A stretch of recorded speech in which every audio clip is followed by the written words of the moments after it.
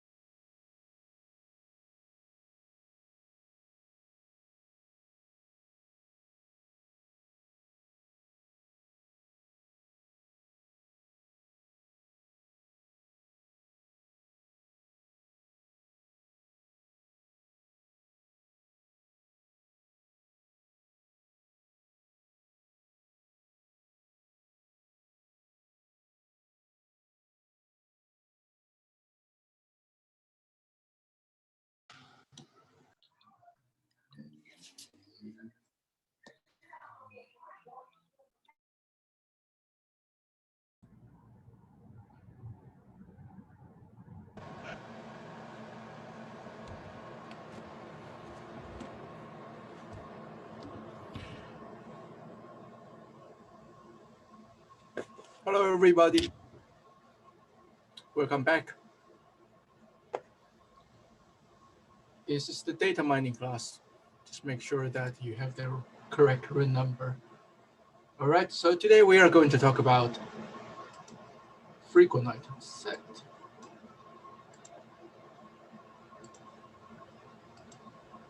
And let's see.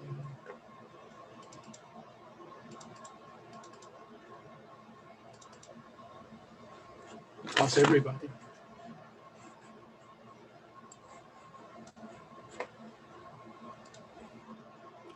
Awesome. Let me share my screen.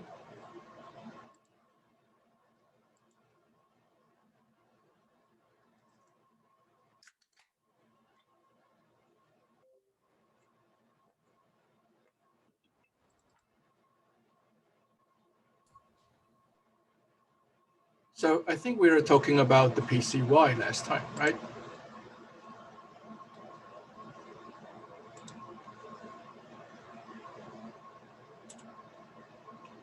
So still remember what we have covered last time? Maybe a whiteboard is easier. Let me try it.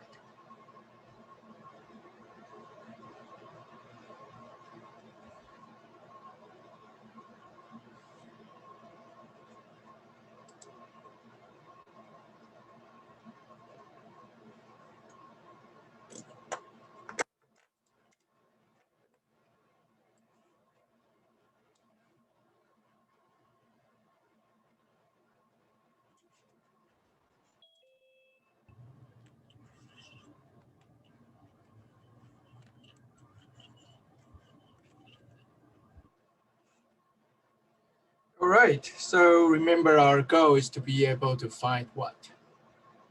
Association rules, right? Association rules with good confidence number and interest with respect to a support threshold. And we talk about a priori. This is the priori algorithm from Detroit again, because this is important. So what's here? This is your pass one, this is your pass two, this is your memory map. What does a priori use the memory here for? First pass, anybody?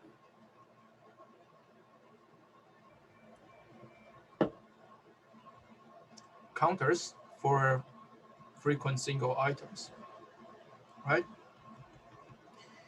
Every single items would have a counter, and then we just count it to see which one has a support larger or equal to the threshold, and we will say, all right, A is you are frequent, this is not frequent. So Then we take this information, we put it into here, we convert the bitmap to indicate which single item is frequent. And if we want to use a triangular method, we are going to remap the IDs so that we can create that triangle. Okay. So what's really nice about the priority is if an item A is not frequent, so anything that contains A will not be frequent, right? So we don't have to initiate a counter to count it. And we talk about this. If you want to count frequent pairs, you have to read it twice. If you want to count frequent triples, you just do it again. But this time you create another filter. You have filters for frequent single items, you have filters for frequent pairs, and then you start to count, either use triples or other method. All right, so that's a priori, and we say a priori is good, but we want to improve it. So if we look at here, this is a priori, P1, P2, memory space, and let's just put the triangle here. Okay, so what does it mean we want to improve a priori? So in the PCY algorithm, in addition to the filter you have here, we want to be able to add additional filter so that you will have a much smaller pair sets that you have to count. So how do we do that? In PCY, we create a hash table, okay? And the number of hash buckets is determined by the amount of memories you have in this space. For example, if you have 20 gigabyte memory for here, because you use 12 gigabyte for here, and the total of memory space is 32 gigabyte. And if you have 20 gigabyte, let's say in your hash table, you are going to store key value pairs, key value, and key is some ID, and value is a counter. And let's say the combination of these two is 12 byte. Then how many buckets can you have? How many counters can you have? It will be 20 gigabyte divided by 12 byte, right? All right, so then how do we create, why is this useful? So if you remember our example, A, B, C, A, B, D, and so on, this is our basket. Remember in your first pass, when you read the first basket, what do? Well, you look at your count array and you say A, increment, B, increment, C, increment, right? But in the PCY algorithm, because we have the space that we can use to create an additional filter, so we will start by looking at pairs. We say, all right, to for loops, we will be able to generate all possible pairs. We have AB, AC, and BC. Then from this hash table, we have a hash function. The goal for this hash function is to take this pair as input and identify a bucket. Okay, so assume that you have AB here and BAC also here and BC here. Then what would be the counters after you read the first basket? It would be 2, it would be 1. Okay, so ideally we want each pair to have its own bucket, but that's not doable because we cannot afford many buckets. So eventually you will have some pairs that got hashed into the same bucket. All right, so why is this bucket useful? If we look at the second basket, you have A, B, D, right? Your first step still, you increment A, you increment B, you increment D. Then you use the 2 for loops to generate AB, AD, and BD. Then you ask your hash function, where should I hash AB? Hash function says AB comes here, so this becomes 3.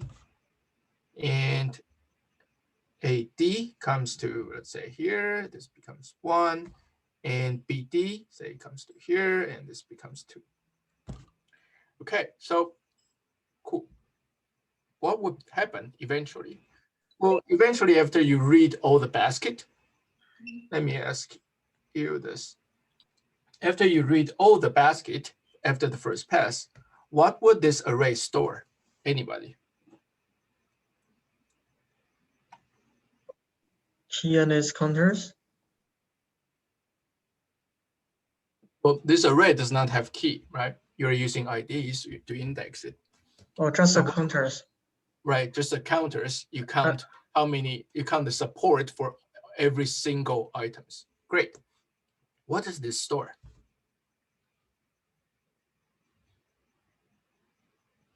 What does this store then? So this is the summation of the support of every pair that got hashed into here, right? So far we see AB and AC, we read 2 basket, and we know the count equal to 3. If we just look at this hash table, do we know who contributes to 3? Well, we know AB and we know AC, but do we know AC contributes 2 or 1 or maybe no, right? We only have an aggregated number. So this is good, and this is also bad. The good part is that we are able to use a table to store aggregate counters. We don't really need to have a counter for each different pairs, and we can still create a filter. What would be the weakness of this? Well, assuming our support threshold is 3, and assuming this is our final table, what do we learn from the table content? Because we cannot tell who contributed to this 3, we would say that maybe AB can be frequent or AC can be frequent. So we need to count them both in second pass so that we won't miss anything, right? What about BC and BD? Do we have to count them in the second pass? No, we don't need to count them, right? So cool. Because we know the summation is 2, so none of this can have a support larger than or equal to 3, so we don't have to count them. And the same as AD as well. So the nice part of this is we can eliminate a lot of this and count some of the pairs. Before we go back to the slides, I want to tell you something if you are not familiar with a hash table. So basically, a hash table looks like this. You have keys, you have values, right? In our triple method to store memory, to store counters, your key is what? That will be your pairs, right? For example, it could be A and B. And your value is what? A counter. Okay. And here we assume that your key is unique. That means for every pair, you are going to store 1 counter, right? So one way to implement this is you sort your pair by ID, by their ID, so that either A, B, or BA is the same, has the same key. Okay, so that's our previous approach. Sorry, that's the triple method. Let's just write the triple. And when we think about triples, remember that triple takes 12 bytes, so that your frequent single items needs to be able to help you eliminate at least a third of the pairs that you don't have to count for this to be useful, right? So we are assuming that you don't really have that many pairs you have to count. So that's why you can have unique keys here. And so on. So we say this not too many of them. Okay, this means there's no collision in using the hash table. A collision means this. In the PCY scenario, you still have key values. Value is counter, okay? And this is actually summation of the counter. And what is your key? Well, your key is not AB or AC anymore. Your key is actually some hash function that takes this number, takes this pair and generate an ID, output an ID. Okay, so remember we say always think about your input, process, and output. If you think this hash function as a transformation, that will be able to take this and generate an ID. Okay, and what does this mean then? This means AB and AC can actually have the same ID, depends on how many buckets you can have. Right, remember on the previous one, we say everyone can have their own bucket, but this time we probably, let's say we only have 10 buckets. So your hash function could be mod 10. And we say your I mod 10. And let's say this is your I, this is your J, okay? And A would be 0, C would be 3 if you just number them based on their alphabetical order. So then AC goes to where? 0 mod 10, that means your hash function tells you that you need to go to what? What is 0 mod 10? 0. 0. And for the second one, 0 mod 10, go to 0. Let's just try another one. You have probably C, D. C is what? A, B, C, C is 2. So 2 mod 10 is 2. So you can think of this as the ID of the bucket here, or the key here. So maybe 0, 1, 2, 3, 4, till 9. Okay, so the hash function will help you identify a bucket. And if in this case, these two pairs got hashed into the same ID, which means they're going to be in the same bucket, we call this a collision. Okay.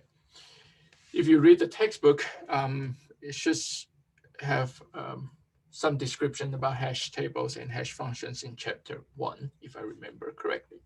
So when we are thinking about PCY, what does the size of the bucket imply? Size of the hash table, sorry. For example, if I can have 10 buckets compared to I have 100 bucket, which one is better and why? There's a question. Is that actually a typical hash function or in an example? It's a typical hash function. Because in this case, you just want to order them.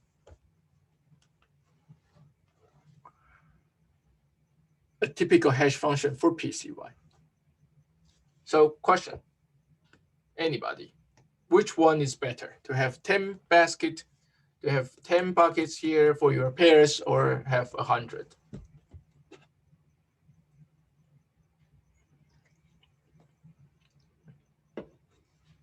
Okay, people says 100. Yes, 100 is correct. Why 100? Think about this. What's the difference between 10 and 100? When you have 10, do you have more collisions or compared to when you have 100? Which one will have more collisions? 10, right? Because you still have so many pairs you want to hash, but they all hash into only 10 buckets. If they all hash to 10 buckets, what does that imply for your counter? That means each bucket now needs to take more pairs, and this counter will be likely to be large or small. Large, right? So it's likely to be large, so it's more likely to be larger than your support threshold. And then we will say, okay, this is a frequent bucket, so everything hash into here you have to count because we don't know, right?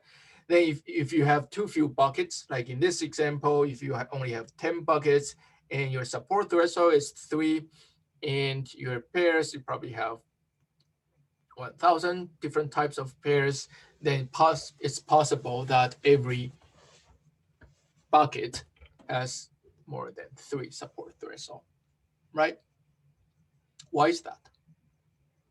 Well, think about this. 1,000 possible pairs, you have 10 buckets. If your hash function equally distribute the pairs into the buckets, how many pairs do we have for each bucket? 100, right? So 100, 100, 100, 100, and so on. So this means even if the pair only appear once, every pair appear once, your counter will be 100. It's much larger than your support threshold 3. Then your filter is not useless. There's nothing you can filter. If you have 100 bucket, how many pairs do you have in the basket? 10, right? So 10, then you start to see some filters because maybe some pairs, it doesn't really it does not have any occurrence in the buckets, so the power will be large. But usually 10 is still a small number. Would you be able to afford 1,000 buckets if you only have 1,000 pair? That's a tricky question because this is a very small number, 1,000. So of course you can afford them, but in reality, this number is like C 1 median choose 2 is 1 median square, something like that, right? So you will never be able to generate this large amount of buckets.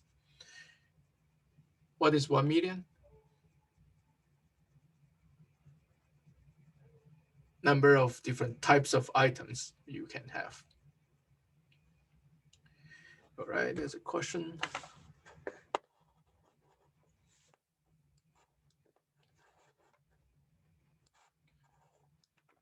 Question is, what about 100 buckets vs 1,000 buckets?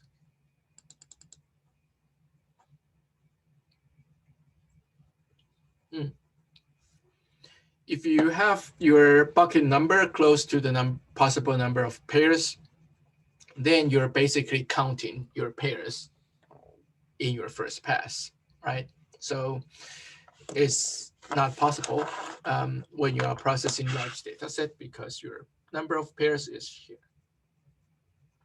C1 median choose 2. Okay.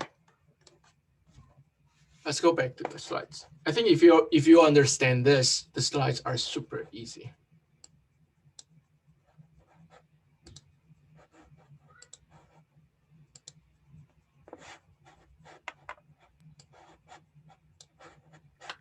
Unfortunately, there may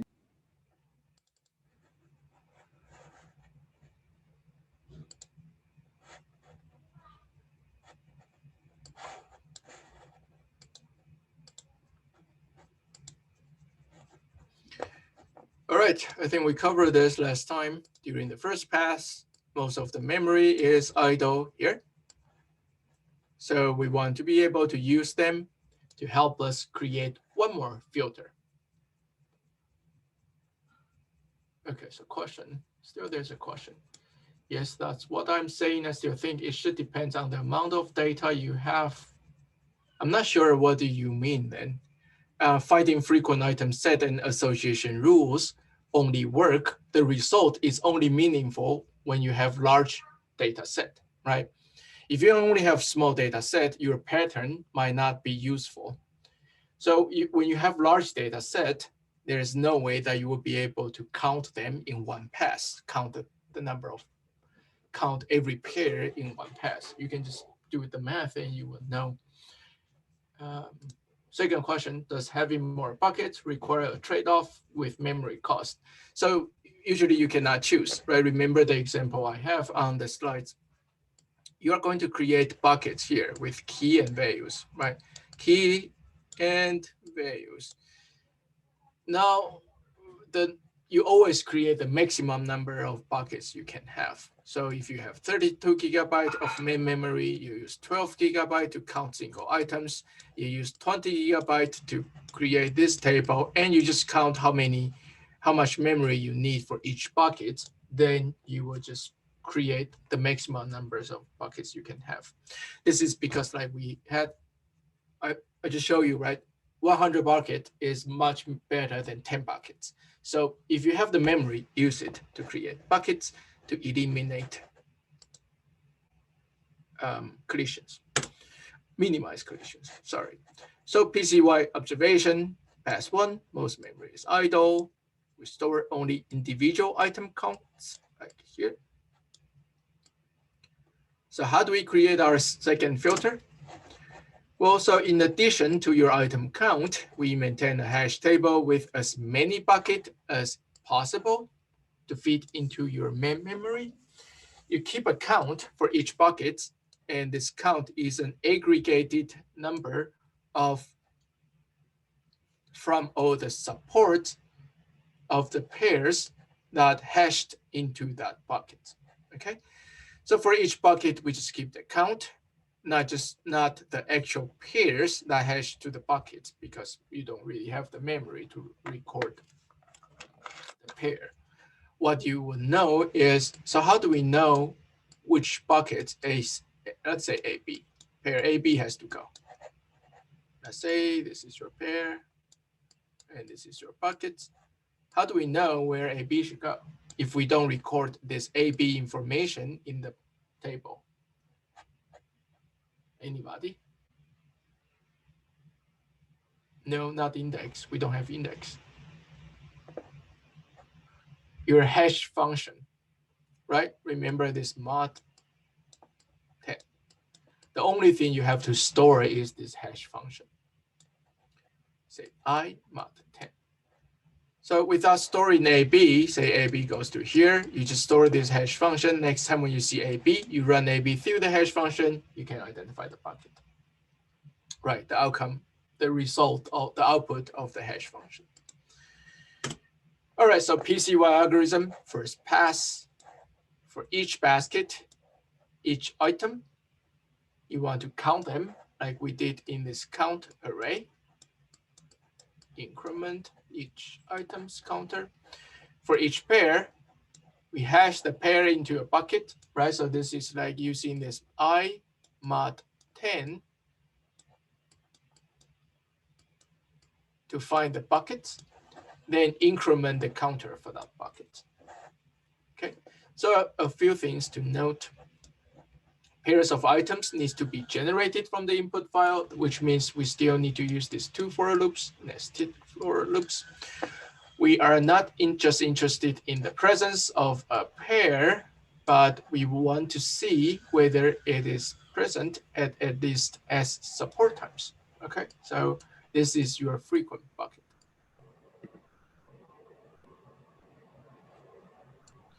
Let's look at the memory map. Pass 1, you have the item counts, you have the hash table for pairs. If you think about the buckets in your hash table, a bucket will be frequent if the count is at least the support threshold S. Okay, so still remember what's the count for a bucket? This is the summation of the support for every pair that were hashed into this bucket. So if a bucket contains a frequent pair, then the bucket is frequent, right? So if AB hashed into bucket 0, and the support of AB is 10. Support threshold is 3. The counter for the bucket 0 at least will be what? What will be the counter here after you finish the pass 1?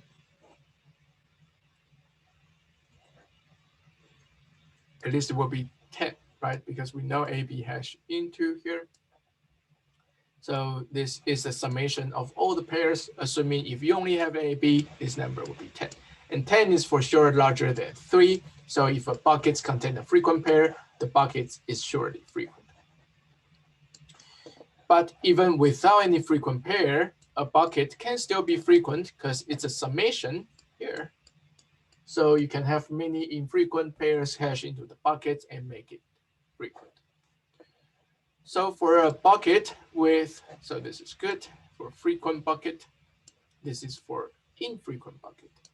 For a bucket with a total count less than S, this we know for sure none of the pairs that hash into the buckets can be frequent. So this is our nice filter. So in pass 2, we will only count pairs that hash into frequent buckets. In the PCY algorithm, between the two passes, we are going to replace the buckets by a bit vector. I will show you on the next slide.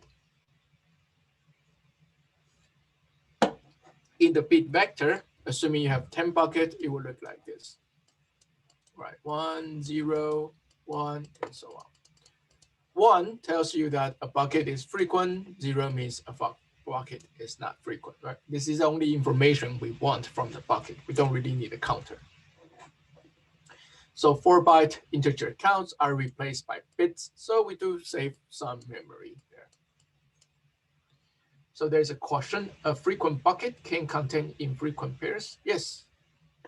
Think about this. If you have AB, which is frequent, support of AB is 10, hash into the bucket 0. The count becomes 10. Now you have BC, support equal to 2, and support threshold is 3. BC also hash into 0. Now it has 2, so this one is currently 12, right? Your counter for a 0 is 12. In this case, bucket 0 is frequent, so we cannot filter out AB or BC. We have to count them both.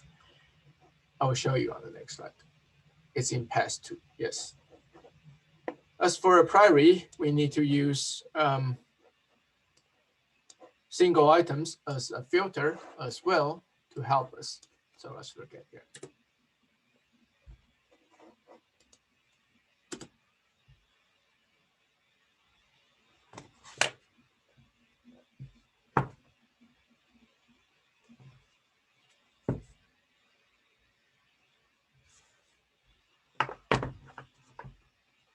Okay, let me see.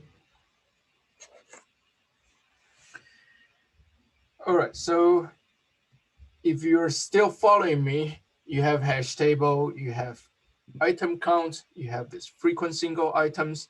You take the hash table, build a bitmap to indicate which pair could be frequent. Then you use this place to count.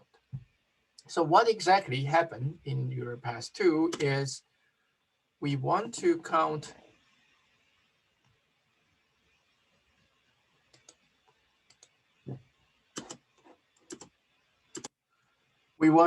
all pairs that meets the condition to become a candidate pair. So what are the pairs that would meet the condition? First, I and J needs to be frequent, right? This is our old friend, it's the same as the filter in the priori.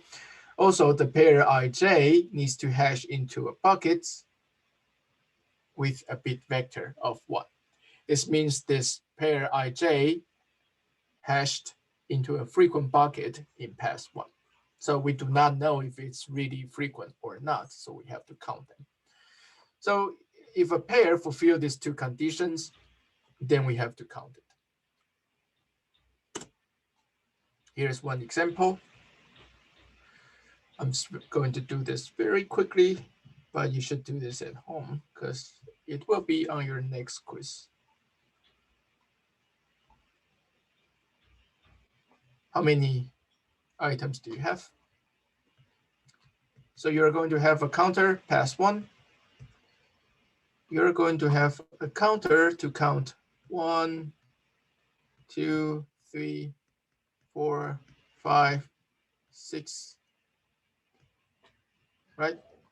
You have 6 item types and you have 12 baskets.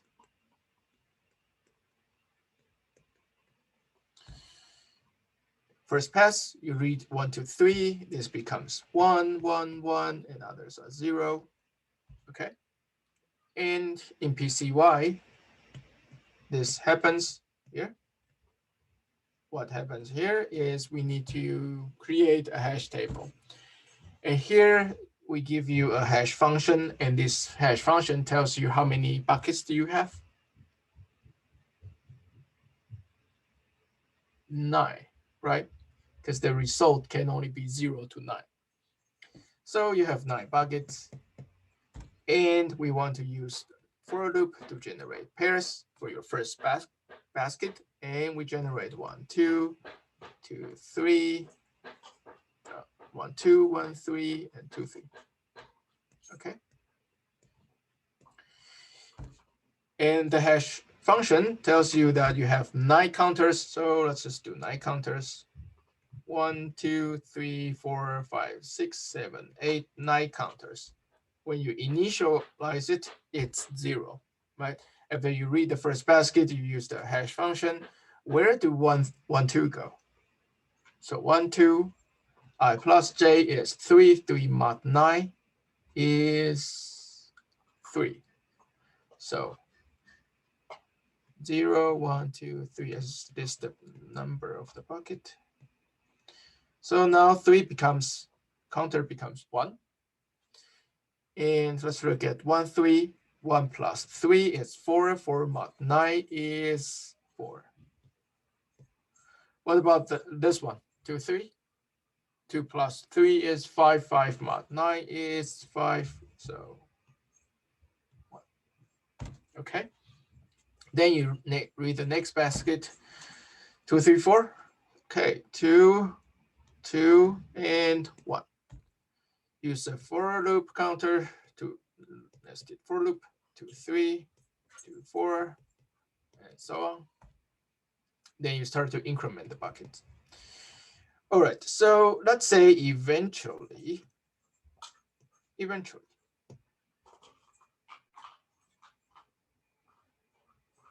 your counter looks like this. You still have this counter for frequent items. 1, 2, 3, 4, 5, 6. And the counter is 4, 2, 1, 2, 3, 4. And the support threshold is 4. After this is after your first pass. What are the frequent single items?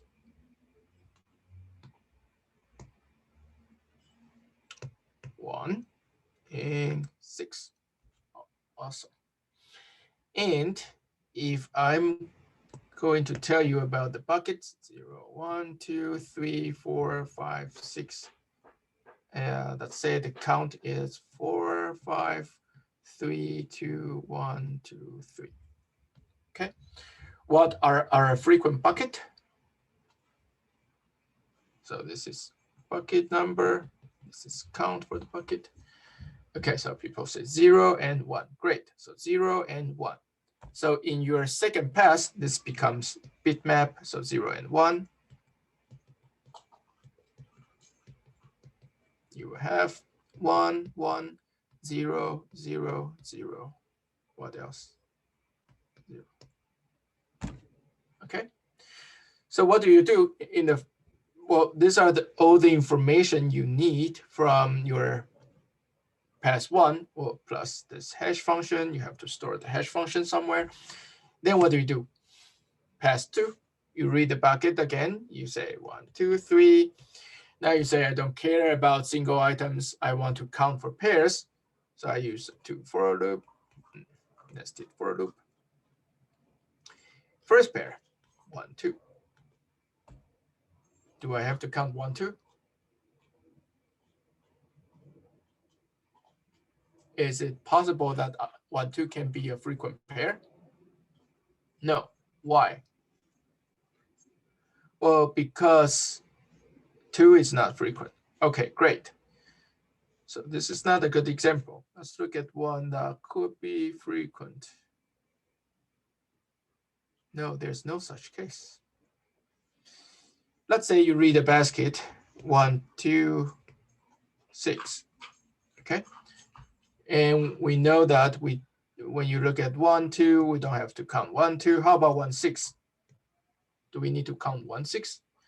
Okay, Christina says yes, because 1 is frequent, 6 is frequent. But how about this bitmap? Let's look at the hash function. 1 plus 6 is what? 7. 7 mod 9 is what? 7 mod 9 is 7. So 1, 0, 1, 2, 3, 4, 5. Wait, I need to have more buckets. 1, 0, 1, 2, 3, 4, 5, 6, 7, 8, 9. Sorry, I should have 9 buckets, right? Because this is mod 9. So 7 mod 9 is 7. Is 7 a frequent bucket? No, right? So 7 is not a frequent bucket because your only frequent buckets is 0 and 1. So do we want to count 1, 6? No, right? So awesome.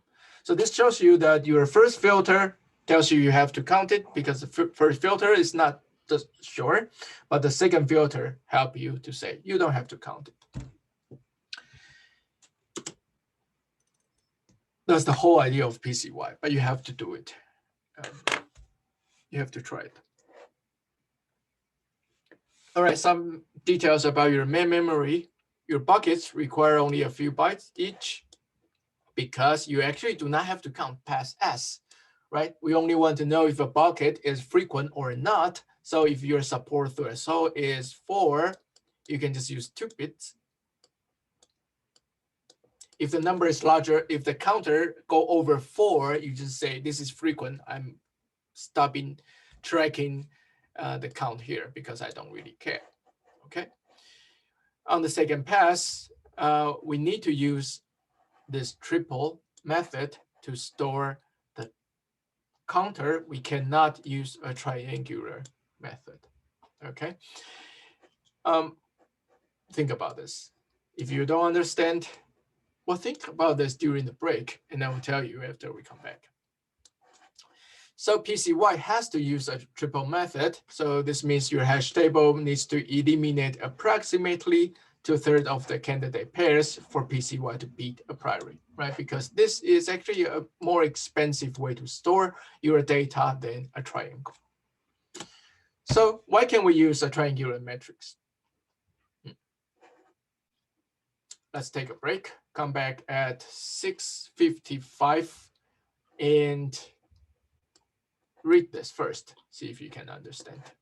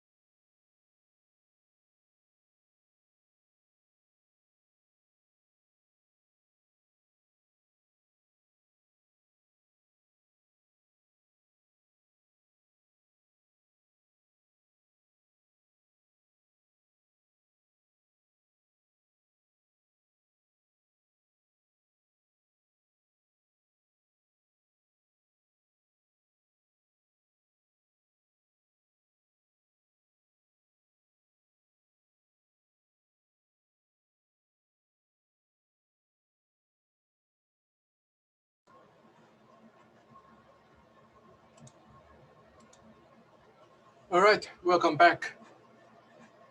So why can we use triangular matrix? Let me see. All right. So why can we use the triangular matrix on phase 2? You can read this, but a simple way to explain is here. So remember when we were trying to use a triangular matrix, what do? You take all your items. You take all your items A, B, C, D, E. You number them 1, 2, 3, 4, 5, 6. Right? It is because of this IDs, ID, so that you can create a matrix, have A,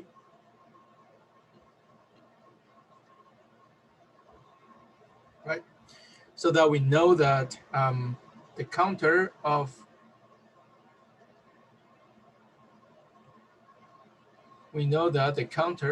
AB is at this location, right? And we can just say triangular matrix, assuming is two-dimensional array, the location would be 1 and 2. Of course, you are going to use this lexicographic method to convert this to one-dimensional array. But remember, this is the whole point. This is the whole point of a triangular matrix, because you can number them. And remember, when we start to identify frequent single items, we say, okay, if these are not frequent, we have to renumber them. So we say 1, 2, 3, and so on, right? And your matrix becomes smaller, much smaller than the original one, because a huge part of this are not frequent single items. Great. But think about PCY. In PCY, not only you have this frequent single item filter to help you to do this,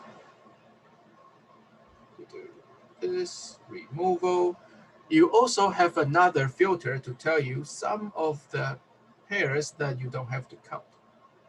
Okay, so this is not the entire column or entire row. This is some part of this you don't have to count. Maybe A and B are both frequent, but A, B together hash into an infrequent bucket, and you don't have to count it. But you might still need to count AC, because A is frequent and C is frequent. Okay, so there is no way that you can take out all these empty spaces and use a triangular matrix. If you're going to use a triangular matrix, which means you are not going to enjoy the benefit of PCY and the buckets, you are only use your frequent single items. All right, I think this will be on your quiz number, next quiz. So make sure you know how to explain this. So now we talk about a priori and PCY. I'm going to show you two very simple approach to extend PCY. The first one is multi-stage.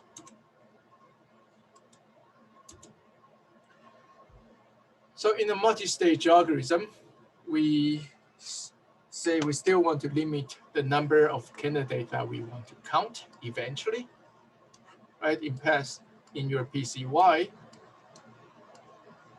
P1, P2, and here is the space that you can use to count for pairs. But what if these two filters are still not strong enough and you still have too many pairs that you have to count? It does not fit into your main memory. What do you do? So we are going to use this multi-stage algorithm to help us limit the number of candidates that we have to count in the last pass. So remember, memory is always the bottleneck, and we are talking about the memory here. And we still need to generate all the item sets, but we want to keep the ones that are frequent, okay, or can be frequent. So the key idea is that after pass 1 of PCY, let's do another hash. But this time, we only hash the pairs that qualify for pass 2 of PCY. That means they are the pairs that could be frequent. So the two criteria we had, I and J are frequent, and they both hash into a frequent bucket in pass 1. In this middle pass, we are going to use another hash table, but this time we have only a few pairs that we have to hash into the table. So we will have fewer collisions or fewer false positives, and this filter is much stronger. But this requires 3 passes over the data. Let's look at some examples. First pass, your PCY, right? Second pass, you have some memory for your frequent single items. You have the bitmap to store the frequent bucket. But instead of count start to count, we use another hash table. So how does this work? Let's say you are still looking at ABC for your first basket.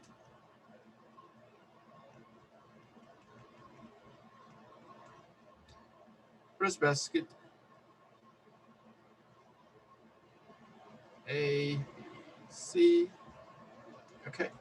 So in your second pass, assuming that you know A is frequent, B is frequent, C is frequent, you use for loop. Now you have pairs A, B, A, C, and B, C. You are going to build a third filter. So first filter, filter number 1, filter number 2. Now you are building for filter number 3 in progress. So when you are building filter number 3, you only take the ones that could be frequent. And what does it mean to be frequent? Because you already have 2 filters. You say, all right, A, B, both are frequent, good. We might need to count it. Let's look at the bitmap. The bitmap says AB hashed into an infrequent bucket, so we can ignore it. AC, both of them are frequent, and it hashed into a frequent bucket, so we have to hash it again into this hash table. So think about this. In your first hash table, let's say you have 1,000 basket, and you have 10,000 pairs. On average, how many pairs do we have for each bucket? Anybody?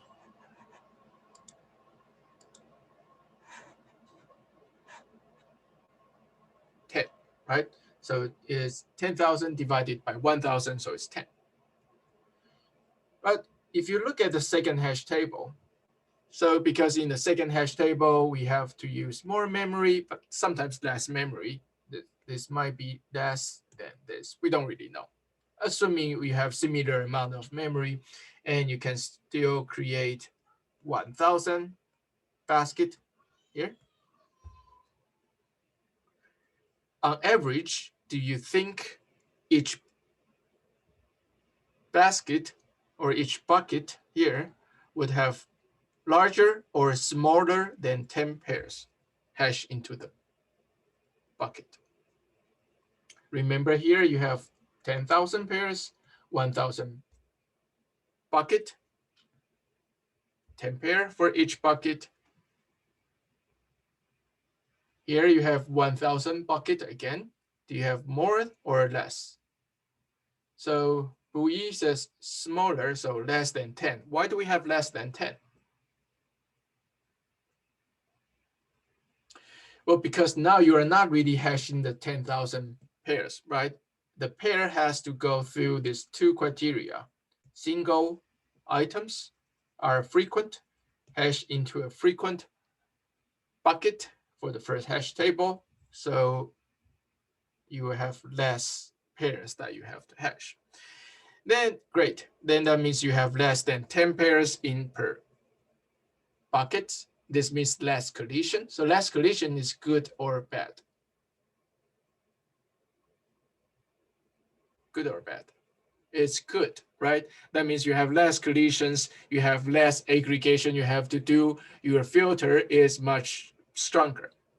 So as the same thing as we did for PCY, after you hash everything into the table, you count for frequent buckets, then you create this bitmap 2 to tell you which bucket is frequent for your second item, second hash table. Then you use this space to count it. So what happened in your pass number 3 is this. So in your pass number 3, remember you have your frequent single items, you have your bitmap 1, you have your bitmap 2. Now you start to read ABC, first basket. Okay, very good question. Why do we keep the first bitmap in the third pass? I will show you. So ABC, you want to look AB. You say, do we want to count AB? All right, criteria number 1, they have to be frequent here, right? A and B are both needs to be frequent. Second criteria, third criteria is, second criteria is AB has to hash into a frequent bucket here. AB has to hash into a frequent bucket here. So 3 filters, you have to use all of them. If all 3 conditions are true, then you count AB. So a really good question here is, why do we have to test this, right?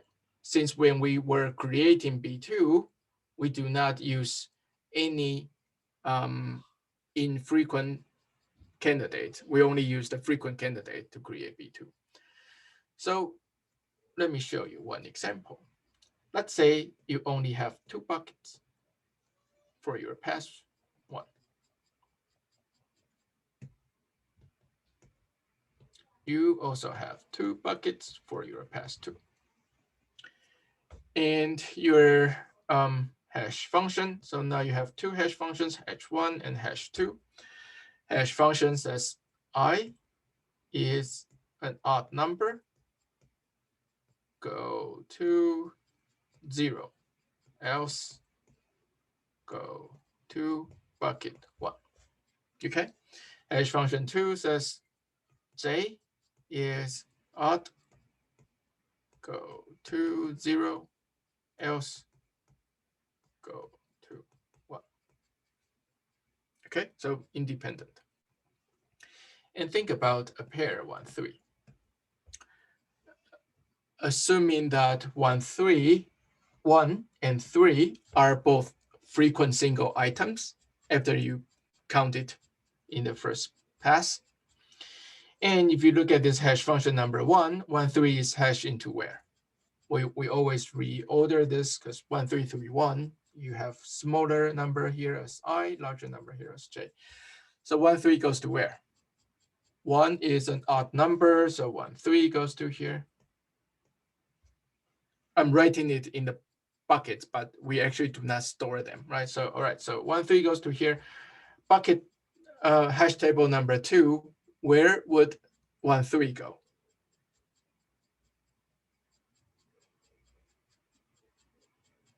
Three is odd, go to 0, so 1, 3 will be here.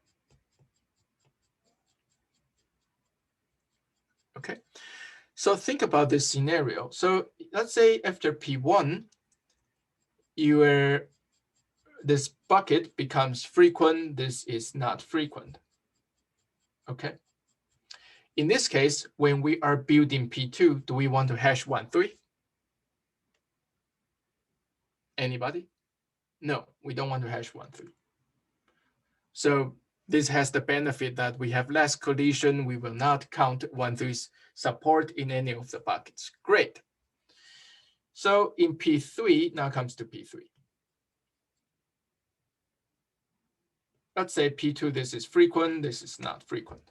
Okay, because we do not know. Maybe some other pairs, J is odd, hash into 0, J is odd. Let's say 1, 5 has a support 1,000 times, and your support threshold is 100. So 1, 5 got hashed into here. This become a frequent bucket. Okay, good. All right. Sorry, 2, 5. Let's do 2, 5. Because 2, 5 would be hashed into here. Make this frequent. All right, so you have 2, 5, make this frequent. Now bucket, this bucket is frequent, this bucket is not frequent. And on your pass number 3, when you are reading your basket, you generate a possible pair, 1, 3. Do you want to count it? Do you want to count 1, 3? Based on all the information you know. You don't want to count it, right? Although 1 is frequent, 3 is frequent, but here you already know that 1, 3 is in an infrequent bucket. However, if you don't use this filter, you just skip to the last filter here. Is 1, 3 in a frequent bucket? Yes. So if you only use this filter, you will mistakenly think 1, 3 is in a frequent bucket, then you will have to count it. Okay, so you always have to use every filter. Just remember the reason why when we create this hash table number 2 without, well, when we create hash table number 2 and we only hash the pairs that are candidates because we want less collisions. It's not because we are going to give up on this filter we already created.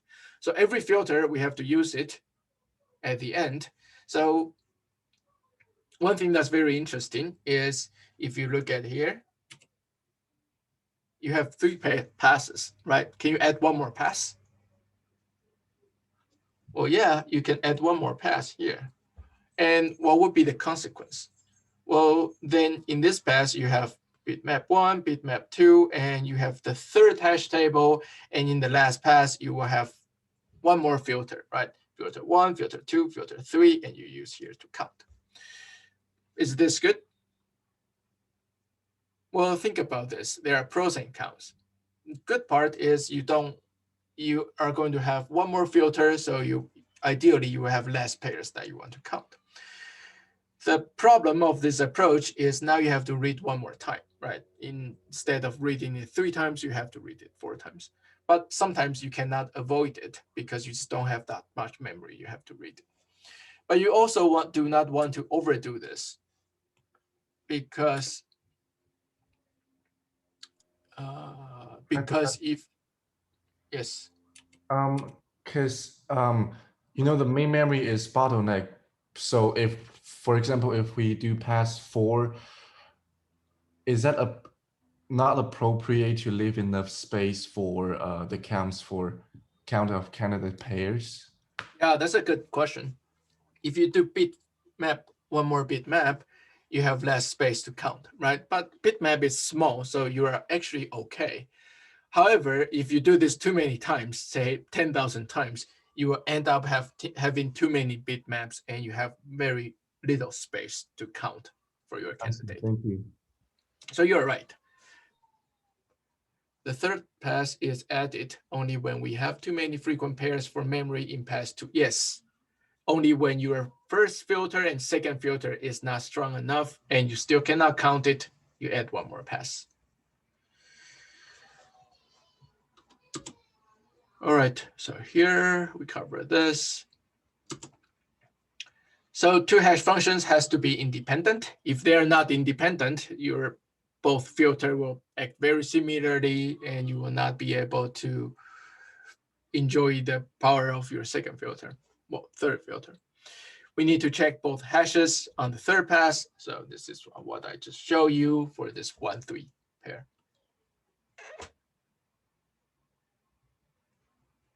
Okay, so there's a question, why do we need to store bitmap 1 in pass 3? I thought I just explained this, but again, because you create this filter, and this filter, right? Eventually, when you are counting, let's say you take a pair 1, 3, you want to know if 1 is frequent, 3 is frequent. You also want to know if 1, 3 is hashed into a frequent bucket here. And if 1, 3 is hashed into a frequent bucket here. Because if you ignore this frequent bucket, you might have false positives, which means your 1, 3 accidentally hashed into a frequent bucket here, and you have to count it. But this table tells you 1, 3 is not in a frequent bucket. All right.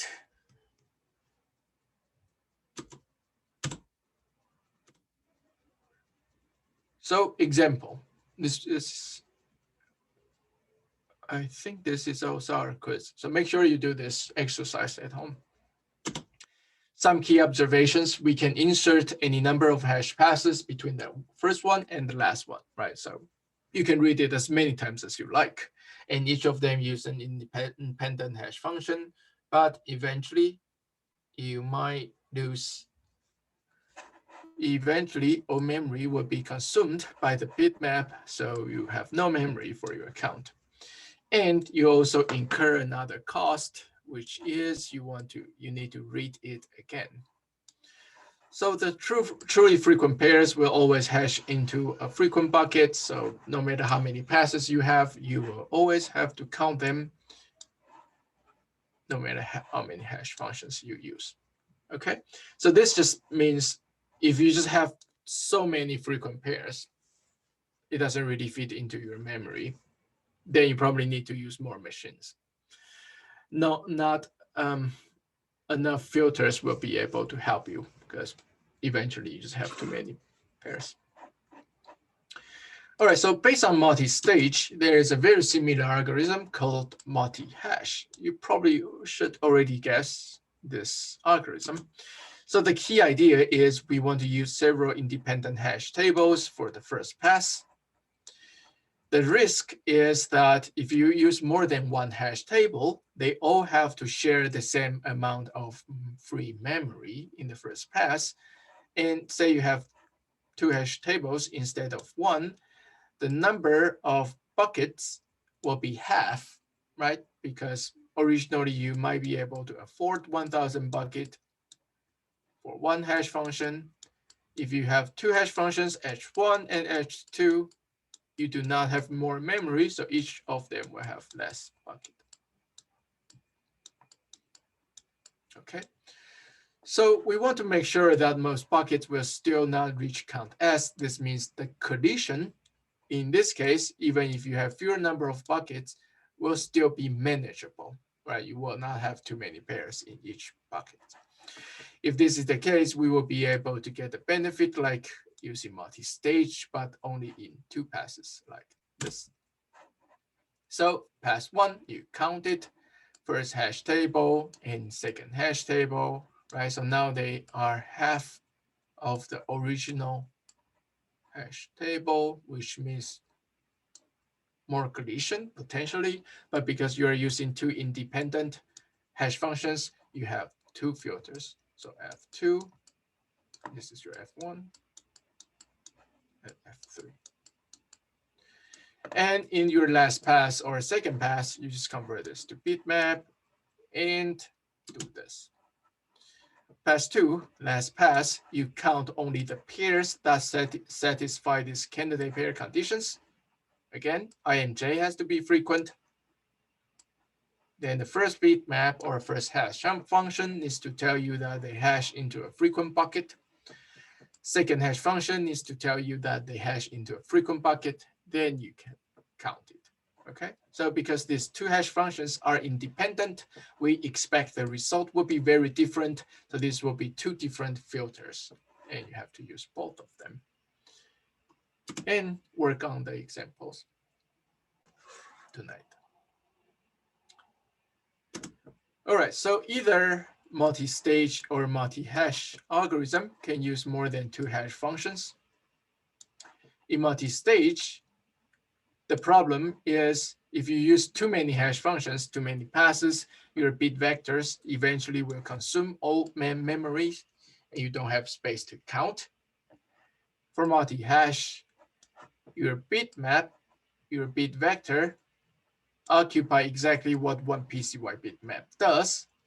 But if you have too many hash functions, then you have lots of collisions.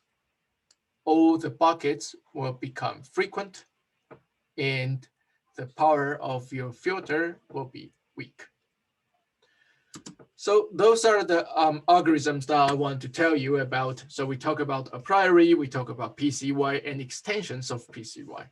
The next topic is about limited path algorithms. So there are many applications where it's sufficient to find most frequent pairs or most association rules. Remember, finding frequent pairs or frequent item set, the ultimate goal is still to find the association rules, right? So we only want to find most of them, but not all of them. So all this limited pass algorithm will find most of the rules in 2 passes. You don't really need 3 passes, 4 passes. All right, so this will be on the 3rd set of your slides, and it's on Piazza.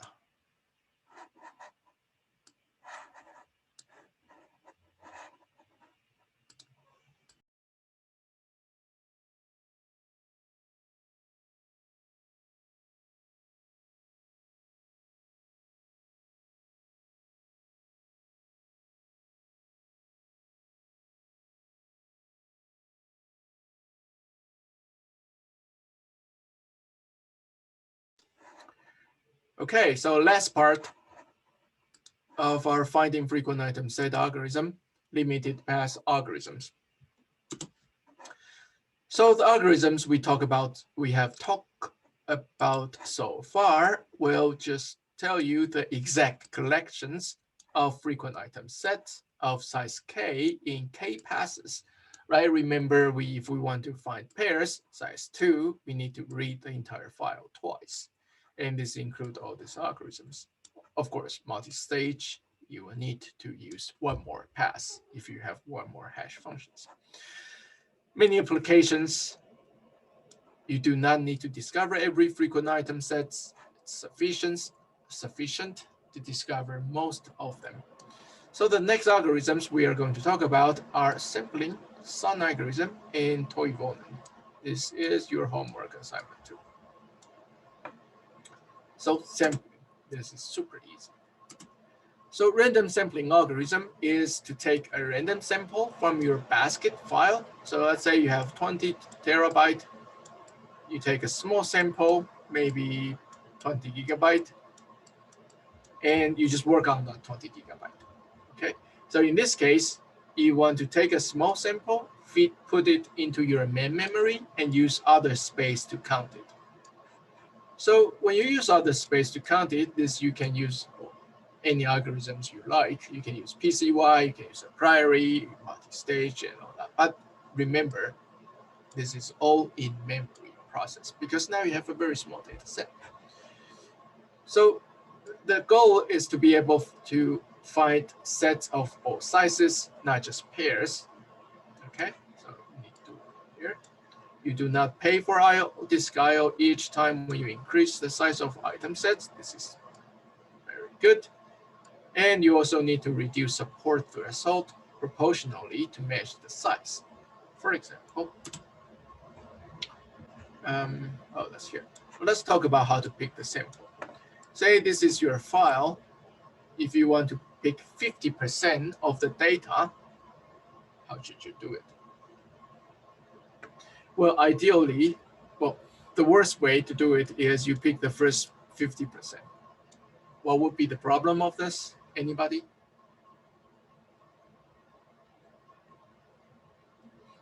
Because the order could be dependent. Well, for example, the first half could be all the transaction data in California, and this can be all the transaction data in Texas and other states, right? And if you only take 50%, you will take only California data. So a good way to do sampling is you read the basket and you throw a dice. You say, do I want to take it? If the dice says 1, I take it. If the dice says 0, I don't take it. So 50% chance. Right, so there's one answer in the chat. This file might be ordered in some specific way. So you don't want to just take some portion of the file. You want to read the entire file still, but you throw away some basket. So the best way is to read the entire data set. For each basket, you select that basket with some probability. So for example, if your input data has m basket, at the end, you will have a sample with size close to p times m, and p is your probability, so 50% times m, assuming you only want 50% of the data. If the file is a part of the distributed file system, you can actually pick chunks at random for the sample. This also has the benefit that you do not move transactions around. So you just pick chunks and you pick the machines that contain the chunks to work on counting data in those chunks. You want to adjust the support threshold to some scale back number to reflect that now you have a small number of baskets. For example, if your sample size is 1% of the basket, your support threshold needs to be divided by 100, right? Because now you have 1% of the original basket. Item set is frequent in the sample if it appears at least as over 100 of the basket in the sample. This is great, right? Makes sense. However, we are talking about only reading one pass because in your main memory, here's your sample. Here is the space you can count. What would be the problem then? With this one single pass, we cannot guarantee that the algorithm will produce all item sets that are frequent in the entire data set, right? You might have false negatives. These are the item sets that is frequent in the entire data set, but not in the sample. Well, could be they're just not lucky. Also, we cannot guarantee that the result will produce only item sets that are frequent in the entire data set. This is called false positive. These are the item sets that are frequent in the sample, but not in the whole data set. So if you're not familiar with these terms, let me show you how you should read it. So false negative tells you we say something is negative, but it's false.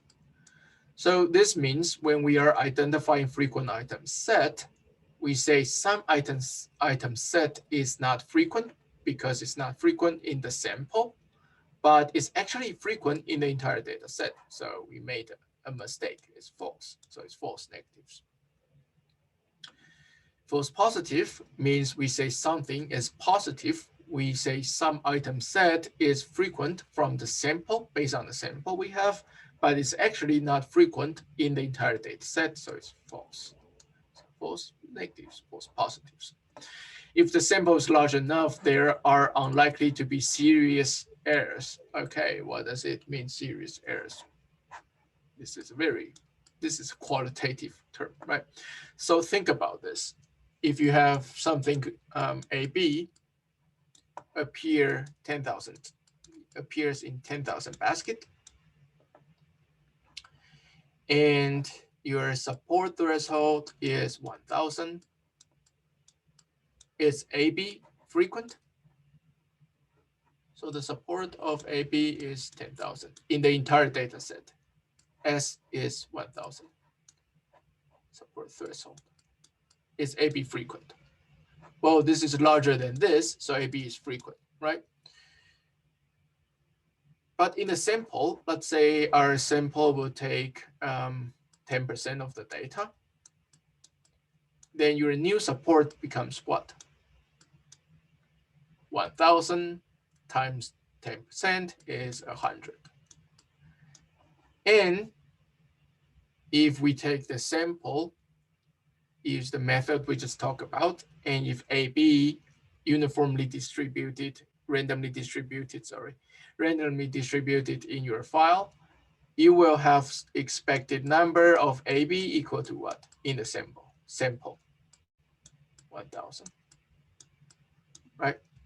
Maybe you will get 950, maybe you will get 110, but it's highly unlikely you will get a number smaller than 100, right? So this is a serious error if you say AB is not frequent from the sample, but this is unlikely to happen. What would be likely to happen is if AB is 1,001. Okay, So if the AB is 1001, take the sample AB in the sample, the expected value will be close to, well, the expected value of AB is 100, but it can be 100, 1, or 99. So it's likely that AB might not be, the count for AB in the sample might not be equal or larger than 100, and this could be a problem. But because AB now is at the border of being frequent, so it's not really a serious error. So there's a question, can we adjust the support threshold to bias towards false negative rate or false positive? Depends on the application. Yes, very good. Let me show you an improvement here. So if we want to improve the algorithm to avoid errors, we can make a second pass through the entire data set. Okay. So in the second pass, we just count all item sets that we identify as frequent in the sample. Then we just verify them if they are frequent or not. So this approach will help us to do what? Does it help us to eliminate false positives or false negatives? Think about this. What are we counting here? We are counting all the item sets that are identified as frequent, right? We are counting the positive ones. So we are not counting the negative ones. We're counting the positive ones, and if they are truly frequent, we will keep them. If they are false, that means they are not really frequent, we're going to remove them. So this helps us to remove false positives, but you will still have false negatives. So that approach, second pass, helps us to eliminate false positives, but it does not eliminate false negatives. That these are the item sets that are frequent in the entire data set, but not in the sample. It's remain undiscovered. There's no way we will be able to find it unless we process the entire data set and count everything. But however, we do have a way to reduce them. The way to reduce them is we can use a threshold, lower threshold. So remember, if P is 50%, we just lower your support threshold by 50%, but we can even reduce it, let's say 0.9 times your reduced threshold. So lower reduced support threshold implies what? You will have more item sets become frequent or not. You have more frequent item sets got identified. Well, you have more item sets got identified as frequent, right? But it also means you're always going to have false positive and false negatives. So lower support threshold will have higher false positives or lower? Yes, you're going to have higher false positives because now it's easier to become positive. How about false negatives? You have higher or lower? False negatives, you will have lower because now it's easy to become positive, it's difficult to become negative. So you're going to reduce your false negatives, but increase your false positives. But as we discussed here, if you really care about false positives, you can read the entire file again in the second pass and completely eliminate this. Okay. All right, that's the sampling algorithm, very easy. Now the next algorithm is the Sun algorithm.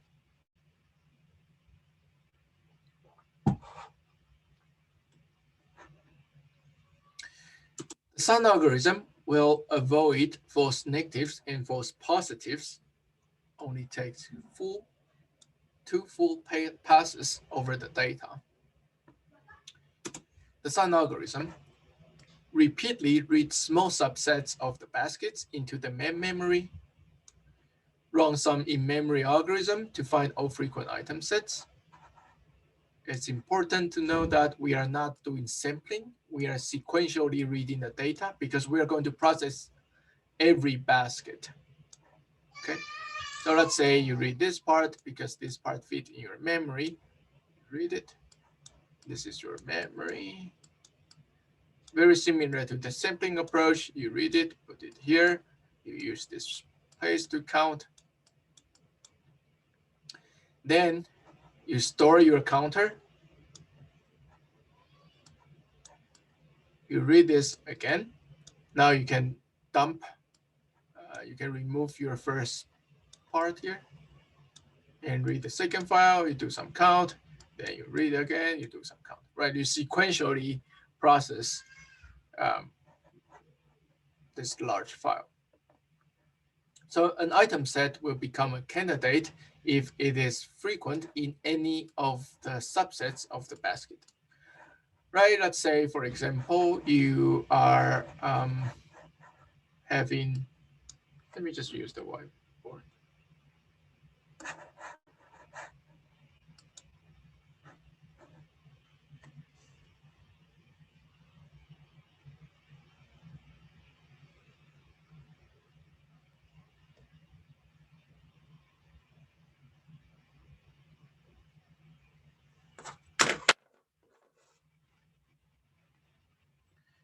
Okay, my memory space, my file. Say I'm going to use the Sun algorithm. I split the entire file into 2 parts. Then first pass, remember a pass is to read the entire file once, okay? First pass, I read here, put it here. I do some counting, could be PCY or other algorithm, okay? Then I find some candidate item sets that are frequent. What does it mean, candidates, then? So for example, if I say an item set needs to appear 1,000 times to be frequent, and I have 2 parts, that means a frequent candidate needs to be what? Appear how many times in each part? Well, 500 times here, 500 times here, right? So your support threshold now becomes half again. So let's say some item set AB and ABC appear 600 times and 700 times in your first part of the file. Then they become frequent item set candidate after you finish processing the first part of the file. Great. What's next? Well, now you clean up all this memory, you clean up all the counters for PCY and all that, but you keep this candidate here. Okay. Now you read the second part. Into the memory, you do your PCY and all other algorithm. Then you identify another set of candidates. Could be this time A, C, D, and so on. Okay. And you're using a support threshold of 500 because originally, if you look at the entire file, it's 1,000. So let's look at some really interesting observation here. If an item set AB is frequent, this means AB has to appear at least how many times in the entire data set? 1,000 times, right? Minimum for the entire data set, 1,000. And this 1,000 baskets contains AB will be distributed among these 2 parts of the file, right? And because we are not really doing sampling, so we cannot say if they are evenly distributed. So it could be 200, 800, or what? 600, 400, or 500, 500, right? It doesn't matter how this baskets of AB got distributed across these 2 files. The only thing we know is if AB is frequent, AB will be a frequent candidate in at least one of the file, right? If you look at 200, AB is not frequent here, but AB will be frequent candidate here. If you look 600, AB is frequent candidate, but AB is not a frequent candidate here. right? So if AB is truly frequent in the entire data set, it will be a frequent candidate once you process all the file chunks. Okay, so you don't have to cut it in half. In reality, you cut it in thousands of small pieces in practice. Okay, let's go back to the slides. So that's the SUN algorithm. That's the first pass. You identify the candidates. And in your second pass, you take all the candidates, you count them, and you determine which are frequent in the entire data sets. So this is the same monotonicity idea that an item set cannot be frequent in the entire data sets unless it's frequent in at least one subset, right? Like remember the AB example, it has to be frequent in at least one subset. And this is really cool idea because the subset or chunks contain some fraction P of the entire file. This tells you that you would be able to parallel process all the subsets. 1 over P chunks in the files. If the item is not frequent in any chunk, then the support for each chunk will be less than PS, right? If AB is not frequent in the entire file, then the support in each chunk will be less than PS. You will not be able to find it. Support in the entire file is less than S, is not frequent. But let's look at how we would be able to do SUN algorithm in a distributed environment. Oh. So this basically just summing up what I just did on the whiteboard with the AB example. So in a distributed environment, we can actually do MapReduce, right? So this is what you will need to implement for your assignment number 2. You have baskets distributed among many nodes. Each node will handle a subset of the data. And a subset of the data may correspond to 1 or more chunks in the distributed file system. You count frequent item set at each node, distribute candidate to all nodes, accumulate the count for all candidates, then you verify if the candidate is a true frequent item set. And the nice thing about using MapReduce here is this is parallelized, right? So you do not sequentially read the file, you can process each chunk in parallel. So how does this work? In your phase 1, the map task input is a chunk or a subset of all basket. And you have this parameter, you know this is a fraction P of the total input file. And your goal is to find item sets that are frequent in this chunk. And you're going to use this fraction times support as your lower support here. You can use random sampling. You can use all other algorithms we have introduced. The output is a set of key value pairs where F is a frequent item set and 1 is a dummy value. In the reduce task, right? So every map task is handling a chunk. Let's say this is your entire file. You have 1, 2, 3, 4, 5, 6, 7 chunks. Then you have 7 map tasks. They can run in parallel. They all send their result to a reducer. Oh, sorry, not a reducer because F is the key. So you have many reducers, but each reducer is assigned a set of keys, which are the item sets. It will produce keys that appear 1 or more times, just basically eliminate duplicates. For example, AB can be a frequent candidate here and also can be a frequent candidate here. So going to your reducer, this becomes AB is the key, 1, and 1 is the value, right? But you actually do not care how many times AB appear in the chunk. One thing that you want to know is AB is a candidate. So you produce the keys that appear 1 or more times. These are the candidates which are frequent in some subsets. And in the pass 2, you want to find the true frequent item sets. So pass 2. In the map task, each map task will take the output from the first reducer and a chunk of the total input file again. Then all candidate item sets go into every map task. You count the occurrence of candidate item sets. Now you can count every candidate because you have pretty much a small candidate sets. You don't have to count all combinations of pairs or item sets.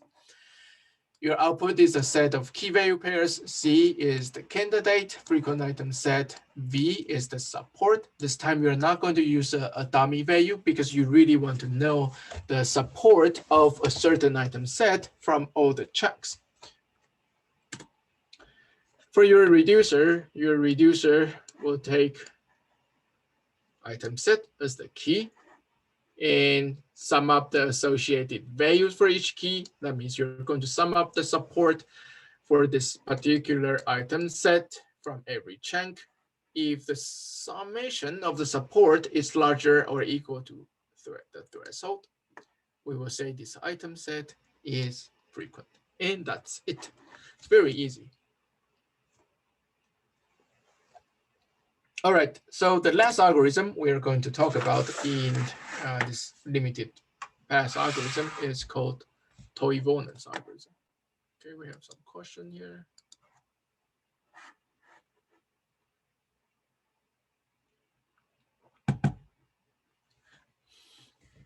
So y value is 1, 1. Oh, you mean this? Because this map task output AB1, right? AB is the key, 1 is the value. And this map task also output AB1. And I'm assuming that none of the other map tasks will output anything that has a key AB. So your shuffling step will group the key value pairs with the same key. In this case, it will be AB. And group the values, in this case, will be 1 and another 1, right? 1 from here, 1 from here. All right, we have 2 minutes.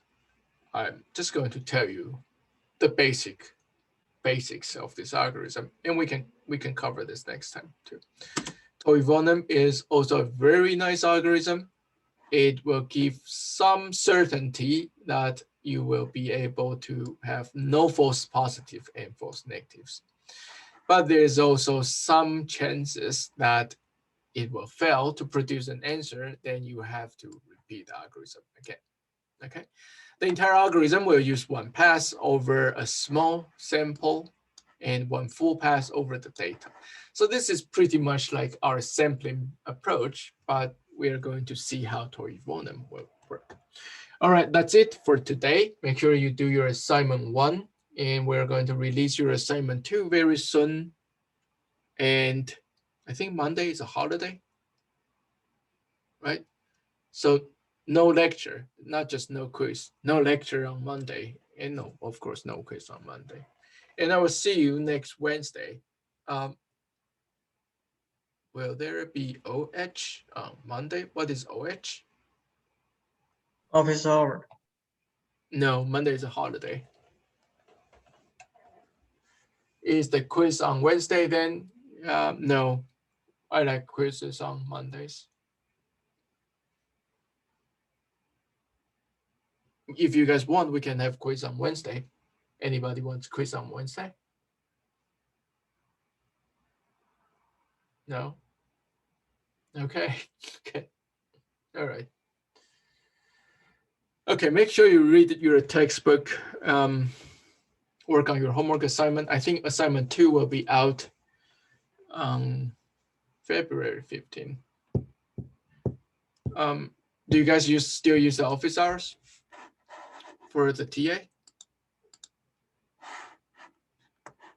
I think the TA told me not that many people went to the office hours. So if you guys don't use the office hour, I'm just going to tell the TA to just do 1 hour. Because 2 hours is actually pretty time consuming. How about Piazza? Do we still answer your questions within our promised time? Yes? No? Yes. All right, good. So mostly, okay. I'm having my office hour now. So if you want to ask me questions, you can stay. Otherwise, I will see you next Wednesday, or you can see me by watching the recording again. Thank you, everybody. Have a nice weekend. Long weekend. Yeah, the next quiz will contain more materials. We'll cover more materials.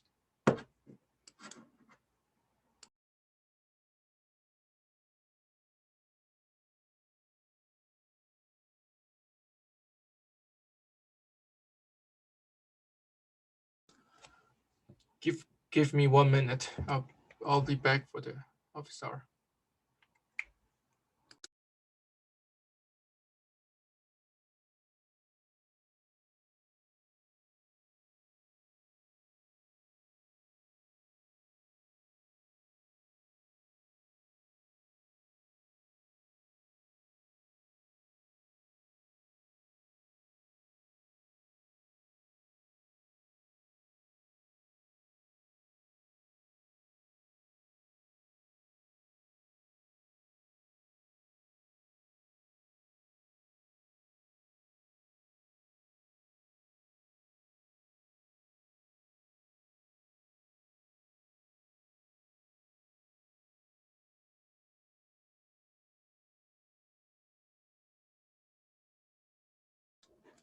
All right, I'm back.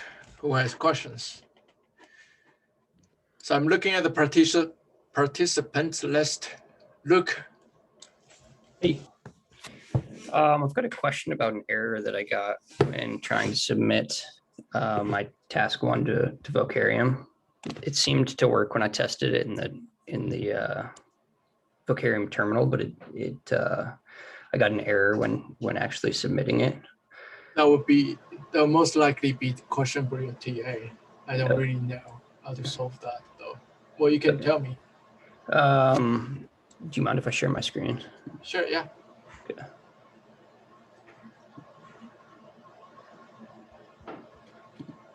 Okay, so here's a screenshot of it. This is the error I got. And I'm almost wondering if, I know this was mentioned, but do like our Python and Spark have to be the exact packages that were mentioned in order for it to work on Vocarium? I guess what I'm asking is Vocarium like working on my machine when I submit it, or is it working somewhere else? It's working on the Vocarium cloud. Okay. So you're using their version of the library. And are you sure that you're using the same version that TA specified?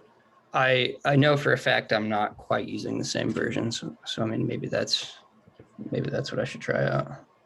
Yeah. One of the issues, so I have the same error, and one of the issue is that on Vocarium, the default Python version is 2.7, and you're supposed to change that to 3.6 or whatever. But that's where I'm having trouble doing.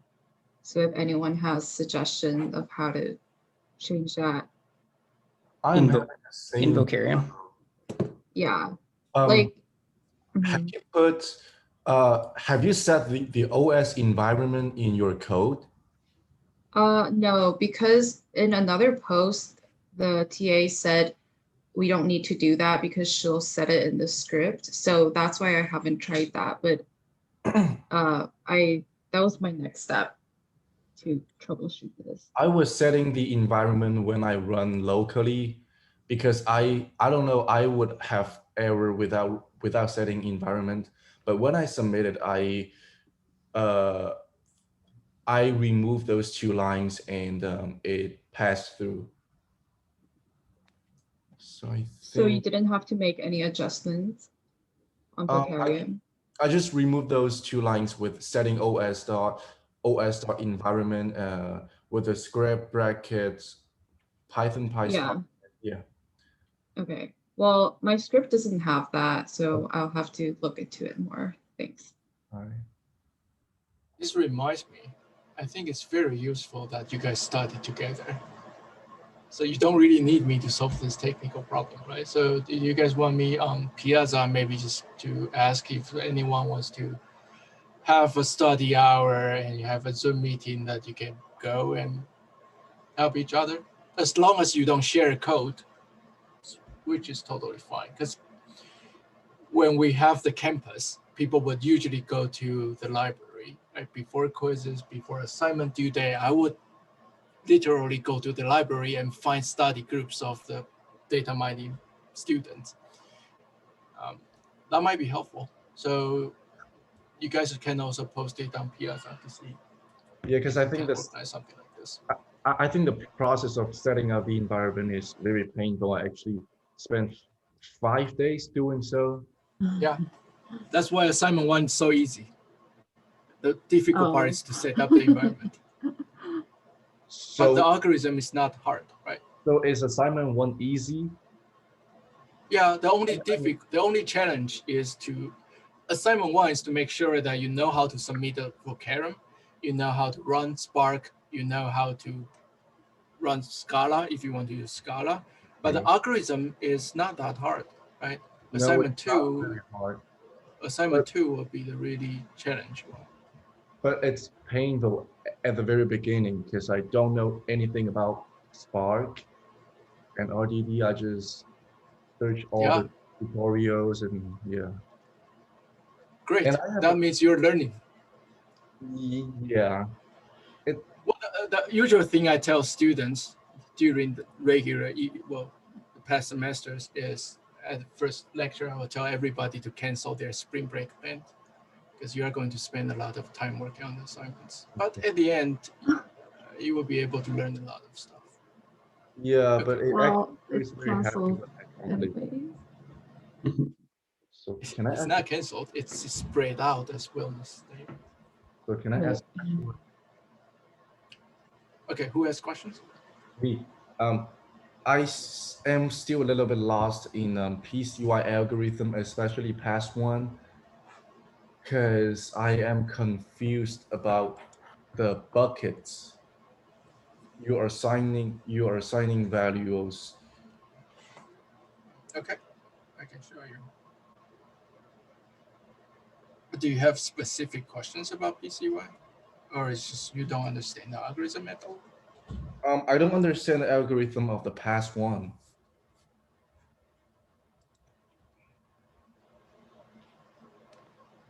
So someone is asking, can I upload the lecture recording right now? I wish, but Zoom is processing it. Once it's done, it will send me a link. So it's not me, it's Zoom. So pass 1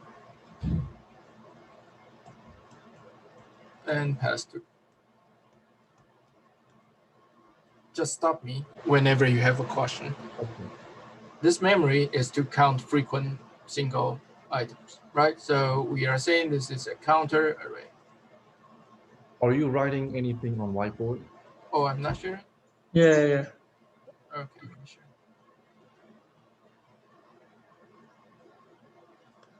Thank you.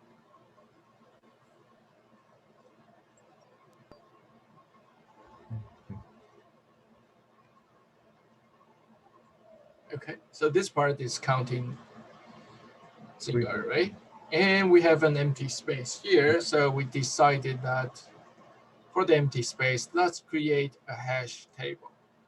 And we call this a hash table, but it's actually just a collection of numbered buckets. Buckets. Buckets. Yeah.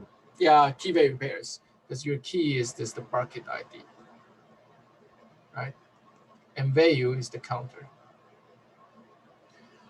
And whenever in your first pass, when you read A, B, C, you are looking at the pair A, B, you take A, B, you ask your hash function to give you an ID for the hash bucket.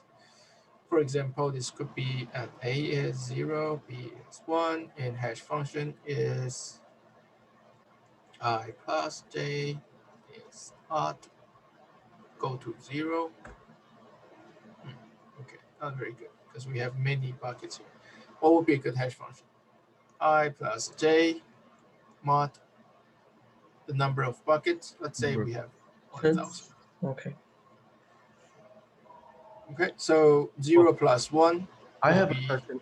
In this process, for example, when the input bucket is ABC, are we breaking down the ABC into pairs? Yeah, it's Okay. like a priori, right? Every Mhm. time you have to use for loops to Yes. generate pairs. Now you have 0, 1, 0 plus 1 equal to 1, and it will go to bucket number 1, right? And what does it mean it go to bucket number 1? It actually just increment the counter by 1. That's it. And you generate the next pair, AC. You do the same thing. AC you probably will increment here, right? And BC will increment here based on the hash table. And you mind if I ask what is IJ?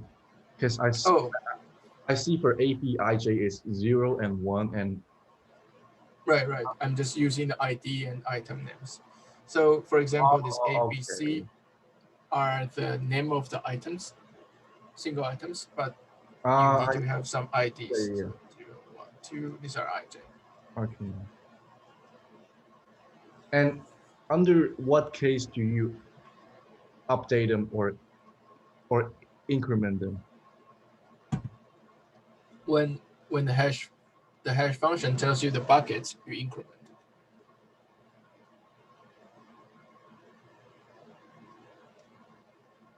Let me ask you this. Let's say AB. If AB, this pair appears in 1,000 buckets, Yes. right? So support of AB is 1,000. Yes. And we know that AB, based on the hash function, will go to which bucket? Go to the second bucket. So bucket number 1, right?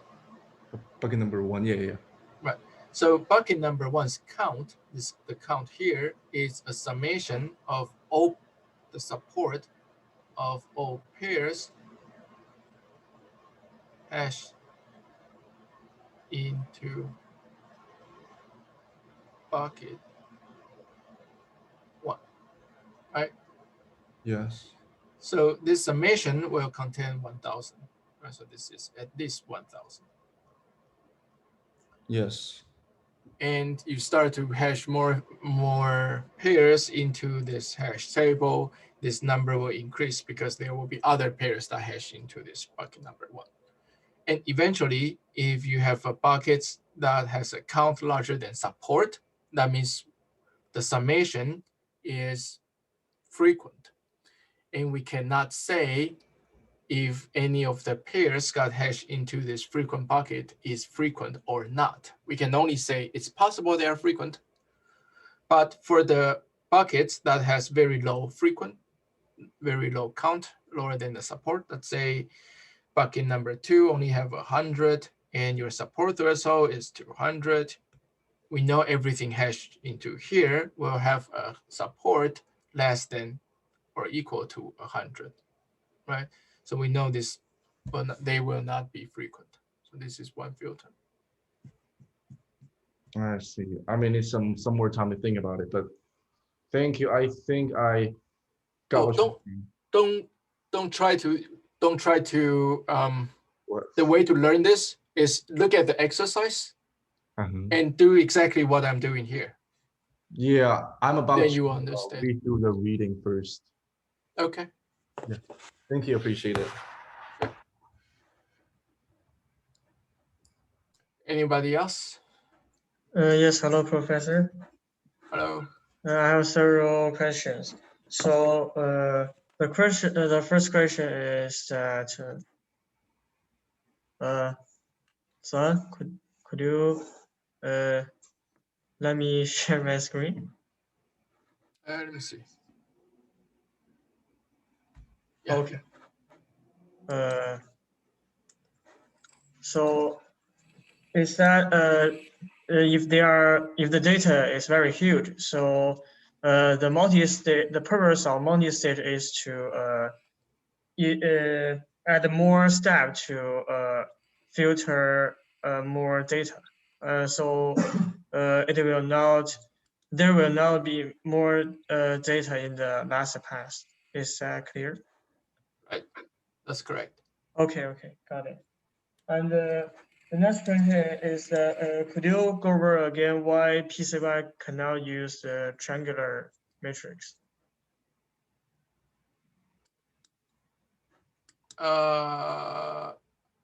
Yeah. I'm hesitated. What's your next question? Let's do that. Let's do that one last. Do you have a next question? Yes. What's the definition of false positive and false negative? False positives are the ones that we think is positive, but we are wrong, right? So we think it's a frequent item set, but we are wrong. False negatives are the ones that we think is not a frequent item set, so that it's negative, but we are wrong, so it's false negative. Okay. And today you taught many algorithms. Do all the algorithms we need to remember, or we can just you use one of them, like? Well, you have to know how to compare them, right? You need to know. You need to be able to explain them, like I did.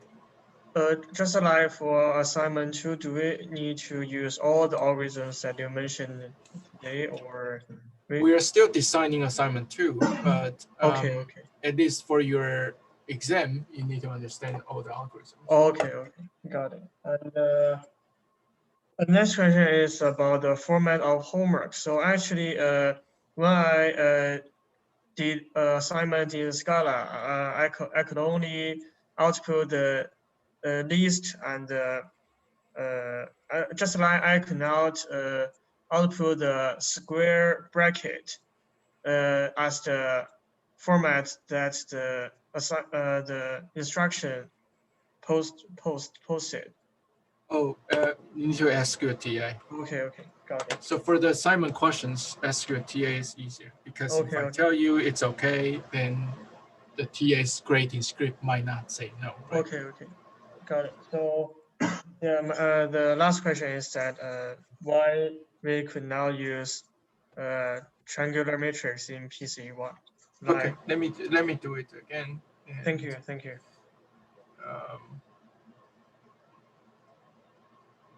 Well, the problem is it's not I don't want to do it. It's I want you to think about it and then come back.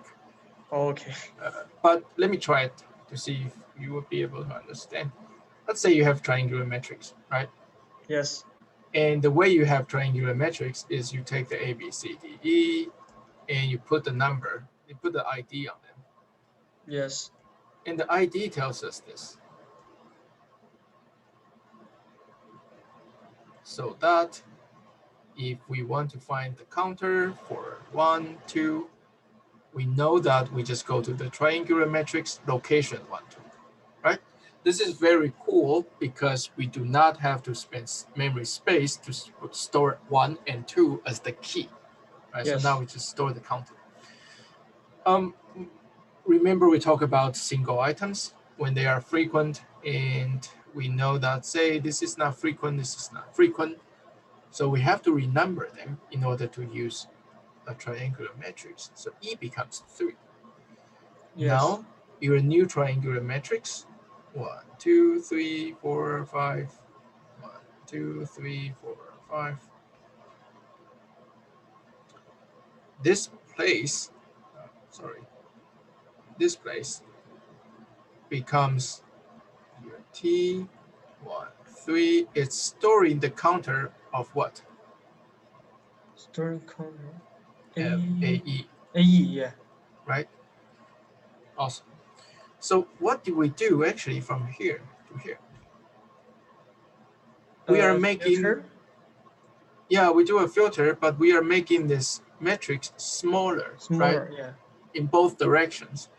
And what we are doing is we completely remove this C column and D column, and we take 5 and we make it 3, right? Yes.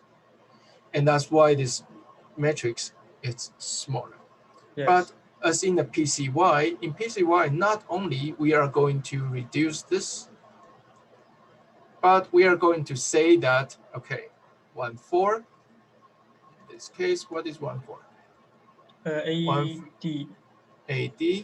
Yeah. We are going to say that you don't have to count AD, Yes. and also maybe 1,5. We're going to say that you don't have to AE. count AE, No. and maybe here, maybe here, maybe here, right? But Yeah. is it possible to guarantee that these empty spaces will be a column or a row? Oh, we don't know this. Right, we don't know, right? They can be everywhere. So if they can be everywhere, we cannot really squeeze this matrix this way or this way. We will just have Okay. to leave the empty spaces. Oh, got it. So this means the matrix is now. Right, you cannot use a matrix. Yeah, You will still okay. have this space. Okay, got it. So that means it's not convenient to use matrix. No, it's not, because it's not convenient. It's not possible to use Okay. matrix Okay. with PC. Okay. Thank you. Sure. Okay. Thank you. Any more questions? Do you guys find the lecture going too fast or too slow, or okay? Just like today, you taught many algorithms, so we need to digest the knowledge. Okay. Yeah, But to be honest, for today's lecture for this week, I find it a little bit hard to catch up. okay, it's too fast. I don't know. Okay. I don't know how to define fast and slow, you know. All right. I'll try to adjust it next time. Thank you. All right. Anybody? Any more questions?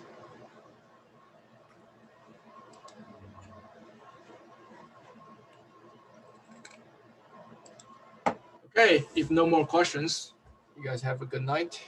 Are you guys in the US or other places? I live in LA. I'm still in the US. I'm in Los Angeles.